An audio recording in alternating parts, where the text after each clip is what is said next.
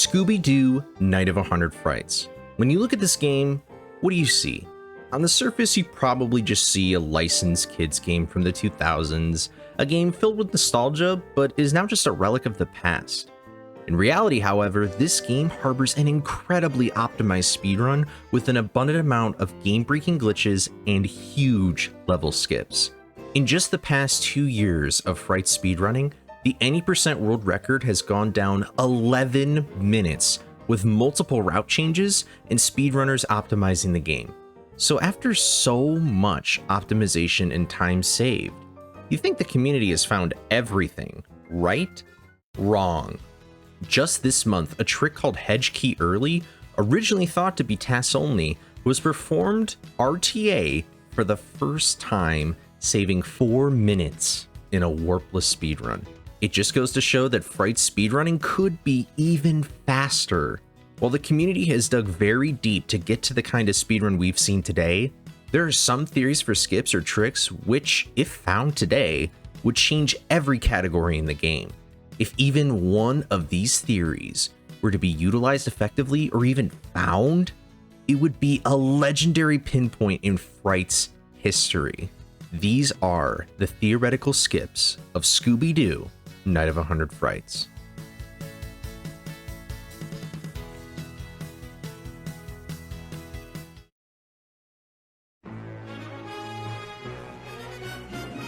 Creepy Early is easily one of the biggest time save in Frights history. This trick involves you going out of bounds in the level Shock on the Dock Part 1 and navigating Scooby to this load zone, which leads you to the level Creepy Crawlies in the Hallways Part 1. Hence why this skip is called Creepy Early. When it was found, it saved almost 10 minutes and skipped 8 whole levels. There's just one problem that sticks out when talking about this trick, however. Creepy Early is a console-exclusive trick, available only on the Xbox version of the game. Furthermore, Frights on Xbox only has an NTSC version, meaning running with Creepy Early is highly inaccessible for many community members. Not to mention that this version of the game is more expensive due to the number of copies made, as well as other time-saving tricks such as pause storage not being viable on the console either. Therefore, finding Creepy Early on GameCube is incredibly sought after. The question is, what does Xbox have that the GameCube version doesn't? Why is Creepy Early only viable on Xbox? Well, to navigate toward Creepy 1 underneath the level, you have to run underneath these invisible walls to then climb up and reach the load zone. On GameCube, a giant death plane prevents you from going underneath the level and getting to the load zone. On the Xbox version, there is this Sphere of Invincibility, which allows Scooby to go through the death plane and reach the load zone. The reason why this sphere exists is because when accessing this load the intended way, Scooby on other versions of the games would still hit the death plane right before the game starts loading Creepy 1, meaning you would lose health when entering the level. The Xbox version fixes this by making Scooby invincible below the load zone, but most of the other versions of this game did not fix this problem. It's worth mentioning that the French and German GameCube versions of the game fix this health problem another way, by simply letting you be invincible when you touch the load zone, which in turn does not allow you to move through the death plane at any other point in the level. There are multiple theories on how we could access the load zone on GameCube, some more feasible than others. There's currently no known way of clipping through invisible walls, but other structures could be fair game. Glitch hunters believe that your best bet at clipping through the load zone would be these rocks that are underneath the dock out of bounds, but just above the death plane. Finding a way to clip through the rock could lead to a pathway to the load zone, effectively going to Creepy Early.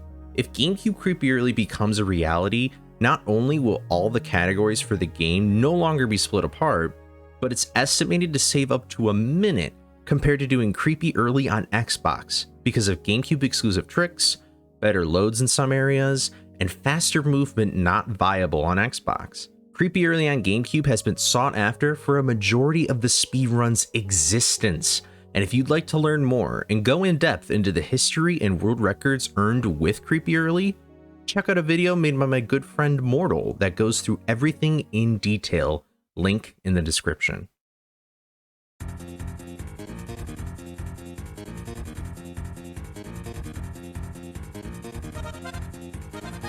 The helmet is one of, if not the most important items to get in the entire game. Not only does it allow you to kill enemies, but more importantly, it allows you to push buttons to unlock new levels and items. In almost every category, you get the helmet by going through the Hedge Maze levels, clipping through this gate right here to enter the Skull Cliff levels early, which you can then traverse backwards to reach Hill 3, home of the helmet power-up.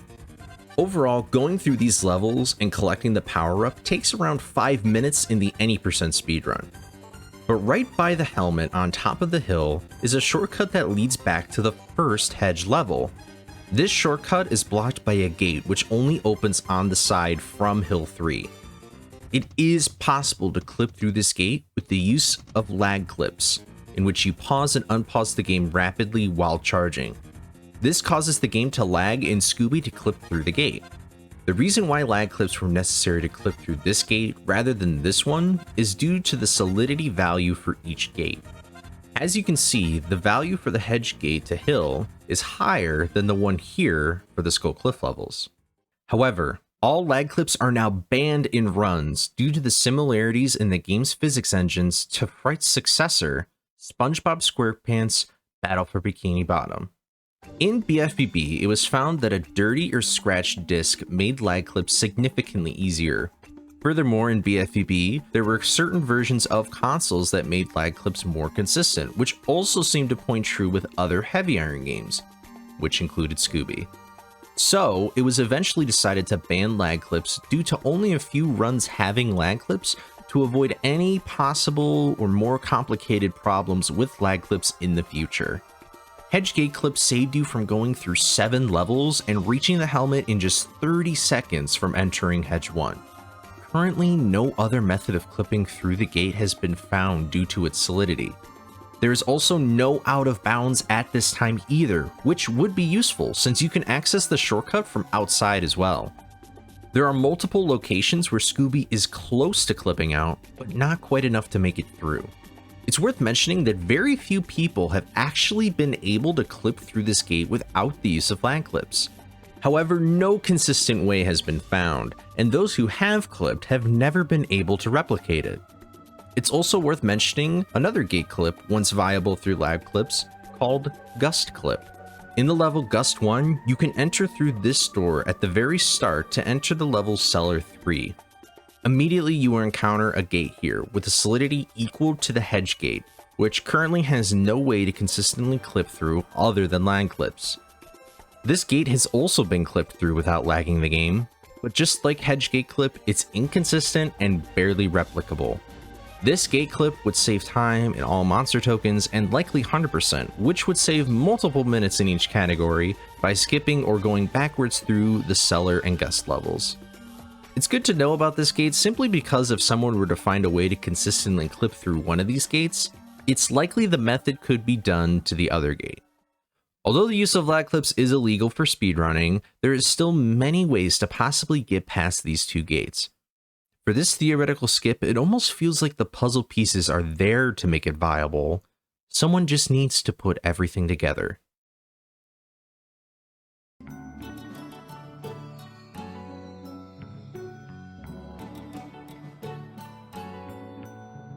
What happens when you die is one of life's greatest mysteries, and in Night of 100 Frights, that's still surprisingly true.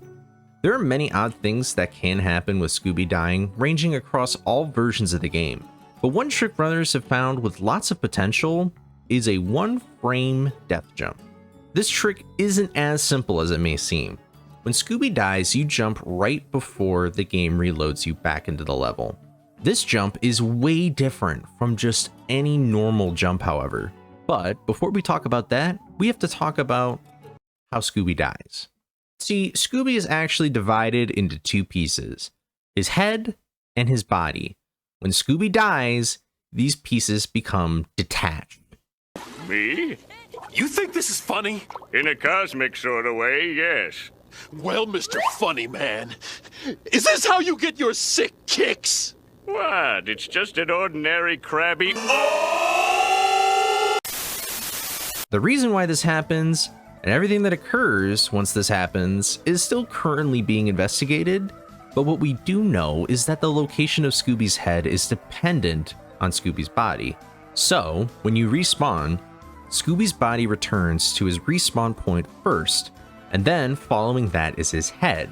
What the death jump does is abuse this design to pick up or activate certain objects that are at the same z-axis or height as Scooby's respawn point. Take this snack gate for example. Scooby's right underneath it and dies. Scooby's body gets respawned, but his head is still where he died.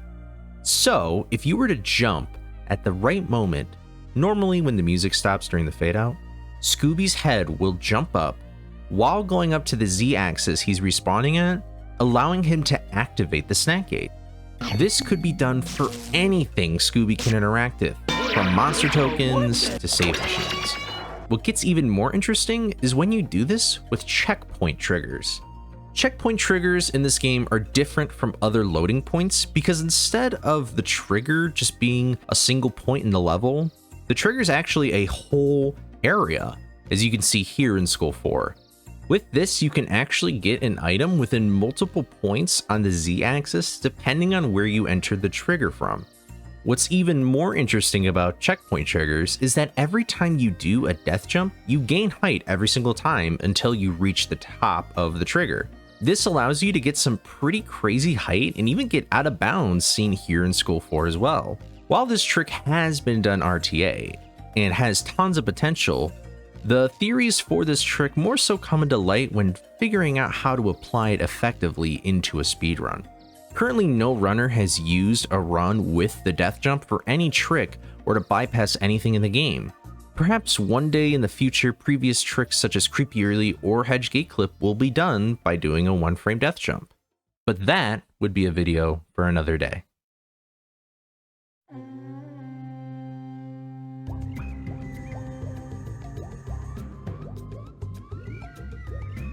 Another possible trick abusing height is vertical momentum storage, also known as VMS. VMS is a trick currently used in the previously mentioned game Battle for Bikini Bottom. In that game, the trick allows the player to get insane height by abusing the physics of the game by using the game's power-up called the Sponge Ball. As previously mentioned, BFBB is the successor to Night of 100 Frights, and like with lag clips, the platforming physics on both of these games are extremely similar. To be more specific, both of these games allow the momentum of a moving platform to be stored with the player when they jump. So, if a platform is going up and you jump, you'll jump higher. The same is true for all types of movement, both horizontal and vertical. In BFBB, the Sponge Ball actually stores your position on a platform when the power-up activates, allowing runners to control how high they can reach. Unfortunately, Scooby doesn't have any power-up like the Sponge Ball, so in order to find VMS in Frights, you need to come up with a completely new way of storing vertical momentum. One clue to make VMS in Frights a possibility is here in the Lighthouse 1 level, where Scooby is shown after going down this platform right here. He is shot back up to the top of Lighthouse in a split second, looking very, very similar to VMS in BFBB. If VMS were to become viable and used between loads when warping to another level, the applications toward this trick is endless, allowing us to reach collectibles easier, going over invisible walls, to reaching out of bounds in levels. The possibilities of this trick are endless for every single category in the game, and the discovery of VMS in Scooby would likely be one of the most important and consequential tricks in the game's speedrunning history.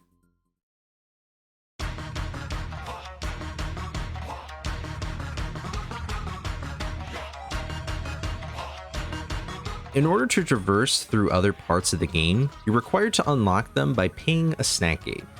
These snack gates are placed throughout the game, going up in value each time. This is why speedrun snack routing is very important, so you can collect the bare minimum of snacks in the quickest amount of time. This is why tricks such as Creepy Early can save even more time, since it allows you to skip snack gates and therefore collect less snacks. How many snack gates you skip in a run depends on the category, but no matter what, each category has to pay the final and most expensive snack gate, which costs 850 snacks, located in the level called Lab 2. So, from the beginning, runners have wanted to find a way to skip paying snack gates, especially this one. One idea to achieve this is by looking at one of the very first levels in the entire game, Clamor 1. In the very last level, called Mastermind Unmasked Part 2, there is a door right before the final boss that brings you back to the beginning of Clamor 1. Unfortunately, this door is only one way, so once you enter Clamor 1, you can't go back to the Mastermind. With hacking, however, it was found that a load zone for the level is found just barely out of bounds, deactivated. However, enabling the trigger actually does send you back to Mastermind. There's even a way to clip through the closet right here and enter the trigger's location out of bounds.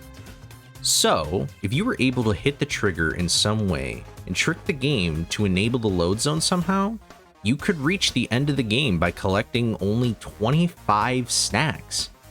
Another theory runners once had was to go out of bounds in Lab 2 and open the door from behind. Unfortunately, the game doesn't enable the trigger to enter the next level until the snack gate has been paid. As was seen with other levels, runners were able to get out of bounds and try. Last year, an out of bounds was eventually found in Lab 2 and confirmed that it was impossible to open the door from behind at all. But there is still one more way runners could skip not only the 850 snack gate, but every snack gate in the entire game. This trick is called Underflowing.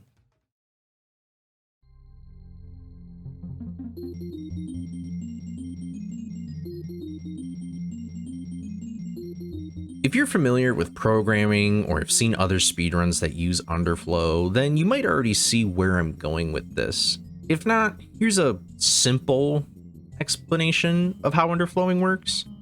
Underflowing occurs when a number in a computer program is so small that the device isn't capable of storing the data at all. So, for example, if a computer can hold a number between 0 and 250, and then it's suddenly told to store a number below 0, what does that computer do? Well, because of how binary works and the computer only being able to store and calculate math with these digits, instead of going to -1, it actually loops all the way back around to its biggest number. So in this case, it would go all the way back to 249. So basically how underflowing in Scooby works is that you have negative snacks in the game, which the game can't recognize that number. It essentially tricks the game into thinking you have an infinite amount of snacks. Therefore, if the game thinks you have a ton of snacks, you can easily pay any snack gate without actually collecting the necessary snacks. Note that every single time you would pay a snack gate, you would have to underflow the snacks again, since the snacks would go back down to 0. If underflowing still doesn't make any sense, since this explanation is very dumbed down, there are multiple videos that have better in-depth explanations than this one. But at the end of the day, all you really need to know is that negative snacks actually equal infinite snacks and allows you to pay every single snack gate effortlessly. Runners who have experimented with underflowing use Dolphin Memory Engine to change the value of snacks Scooby has, but currently there's no way without hacking to have the game underflow snacks. This trick would easily be one of, if not the biggest discovery in the entire speedrun, and would change the route of every category, saving minutes, or in some cases whole hours, in a run.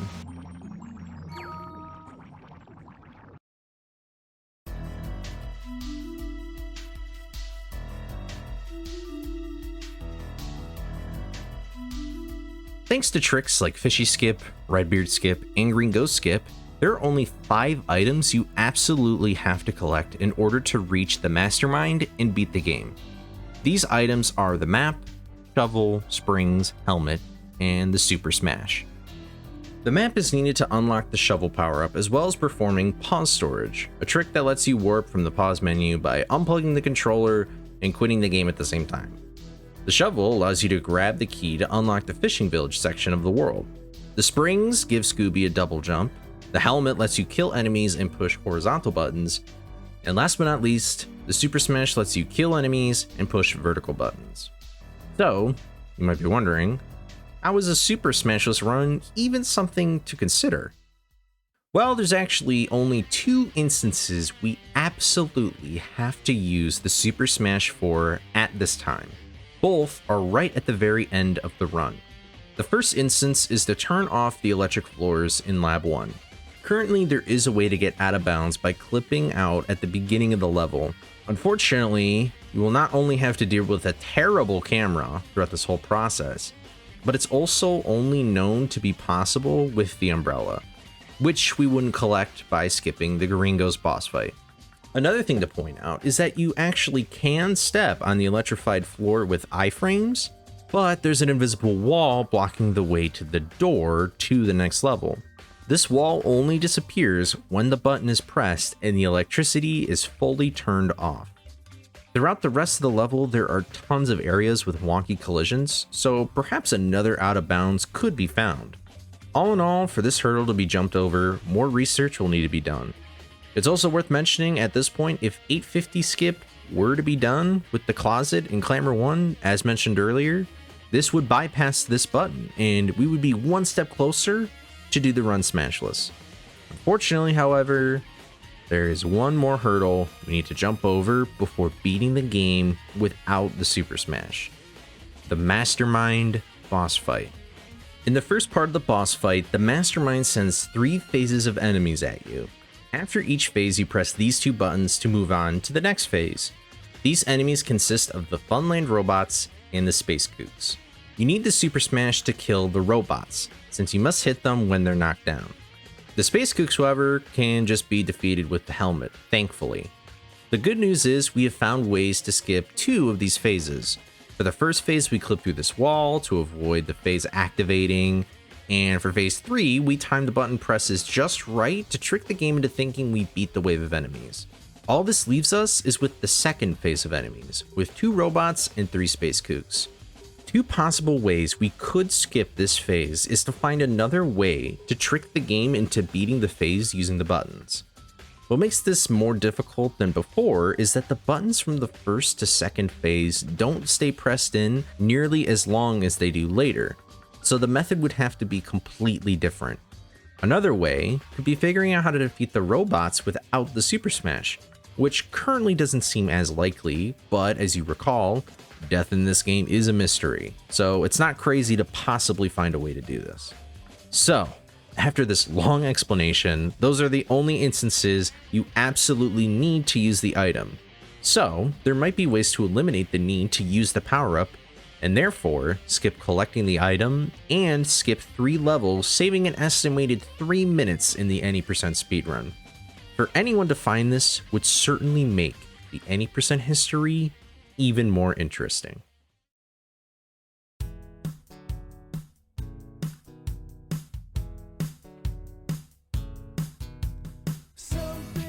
In Frights, there are 4 bosses, and the first 3 bosses give you a new item to unlock other parts of the world. In any%, we actually skip all these boss fights since they don't give us any of the essential items mentioned before, and we have skips for them to head straight to the end of the game. In other categories, however, you have to fight some or all of these bosses to complete the run. Whether the point of the run is to get 100%, get an item for a trick later in the run, etc. Either way, it would be nice to skip some of these bosses and still get the full reward. In 2 of these boss fights, this dream could become a reality. For whatever reason, the Green Ghost and Redbeard levels actually have items located out of bounds, and you could reach them. You could actually collect them. However, there are currently no ways to reach out of bounds in each level, and with hacking, we found that Scooby void warps whenever he gets too close to the item, or in Redbeard's case, almost immediately after you get out of bounds. For these items to be collected, you would not only need to find a method out of bounds, but also a way to navigate through the level without void warping. However, the payoff would be incredible by having massive amounts of time saved in half of the game's categories.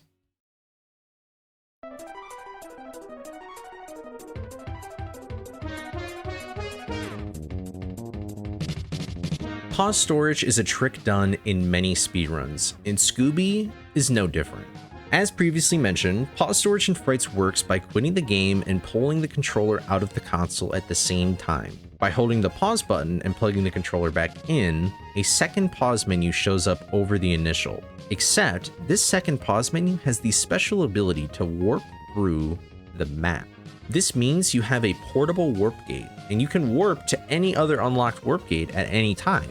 Side note, warping from the map seems to have been a feature that was once supposed to be in the game, as there is an asset in the game's files that specifically turns this feature off. So, pause storage somehow disables this asset and turns warping back on for reasons currently unknown. But, what if you were able to warp to any level in the game? Not just a level with a warp gate in it. Well, as it turns out, runners have been able to get this text to show up by messing around with having multiple menus on the screen with pause storage. This message shows up by having one cursor on a warpable level and another cursor on any other level. Unfortunately, if you press A when this text comes up, you just warp to the warpable level.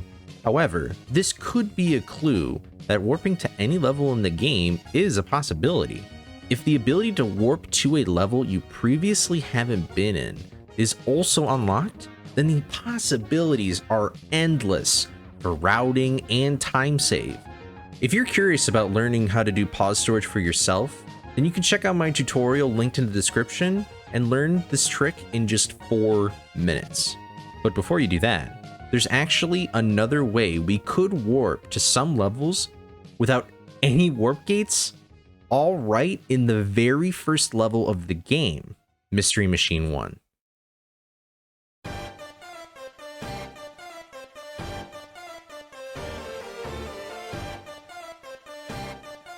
In this level, there's actually an invisible trigger that allows Scooby to travel between almost every starting level in the game. This trigger was a tool left over by the developers to go to the start of each level group. Each level group is organized by a specific letter, and each level is identified with its own number. By hacking the game, we can actually see what this menu looks like, with the letters spread across the screen, and menuing them and hitting A warps Scooby to the corresponding level. The application for this leftover tool is endless for every category in the game, if activated without hacking. You could skip getting the shovel entirely, enter hedge without collecting the key, skip auto scrollers, the routing capabilities. They could just go on forever.